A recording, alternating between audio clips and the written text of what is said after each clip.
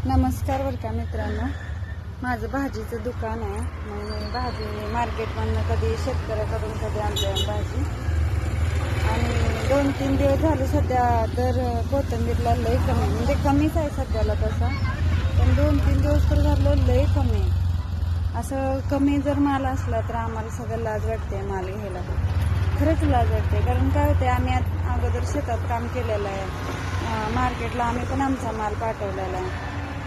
तेव्हा एक आशा असते ना शेतकऱ्याला की आपला माल असा जाईल तसा जाईल मार्केटमध्ये, की चांगला जाईल. मग त्यांनी नियोजन ठेवलेलं असतं त्याच पैशावर पुढचं. असं बरंच त्यांचं नियोजन असतं की हे करायचं ते करायचं, पण मार्केटमध्ये काय तसा दर सापडत नाही त्यांना. आणि त्यातल्या त्यात कोथिंबीर, पालेभाज्या सगळ्यांचे दर पडलेत. फक्त फळभाजीला जरा मार्केट चांगलं आहे. फळभाजी बऱ्यापैकी चांगलं आहे, फळभाजीला एवढं पण कमी नाही, पण पालेभाज्यांना सध्याला कमी आहे मार्केट. आणि सगळ्यात त्यातल्या त्यात म्हटलं तर कोथिंबीरीला पण लय कमी आहे मार्केट, लय कमी आहे. आणि शेतकऱ्याचं कसं 100 पेंडी असते, 200 पेंडी, कधी 1000, 2, 3000. त्याचं काय असतं, 1 रुपयाने जरी गेली तरी पण त्याने एक नियोजन लावलेलं असतं की एवढ्या पेंड्या पडतील तेवढ्या पेंड्या पडतील, असं नियोजन असतंय त्यांचं.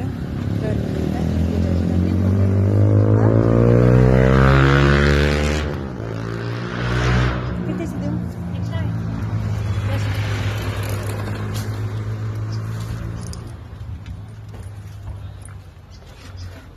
बघा, कस्टमर आलते.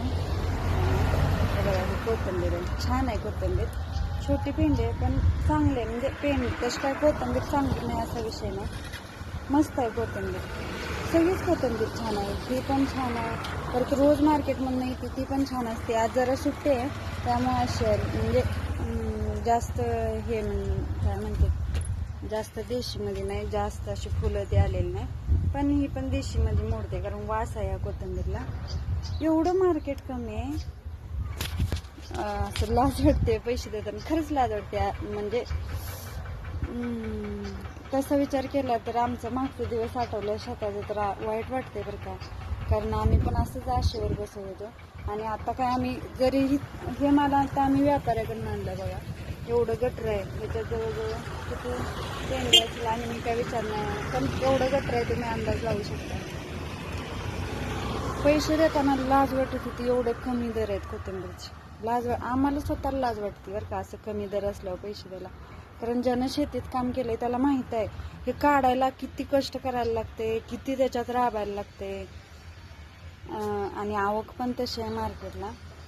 म्हणजे एक सांगायचा विषय आहे, आवक असो नसो, शेतकऱ्याच्या हातात किती पैसे जाते ते शेतकऱ्याला चांगलं माहित आहे. कारण मी शेतातनं पुढे आलेले, त्यामुळे मला माहित आहे शेतातनं किती आपल्याला प्रॉफिट आहे, किती. ज्याला असं शेतीत जास्त आहे तो विषय वेगळा, पाणी आहे त्याला.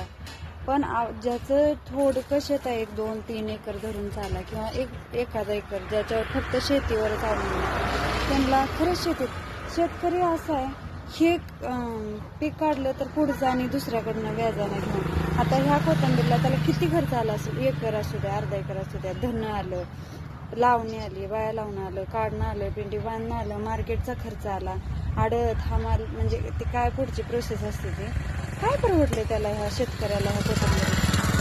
सकाळी घ्यायला सुद्धा आम्हाला लाज वाटते की एवढं कमी पैसे आपण द्यायचे ह्या मालाचा आणि घ्यायचं. खरंच लय अवघड.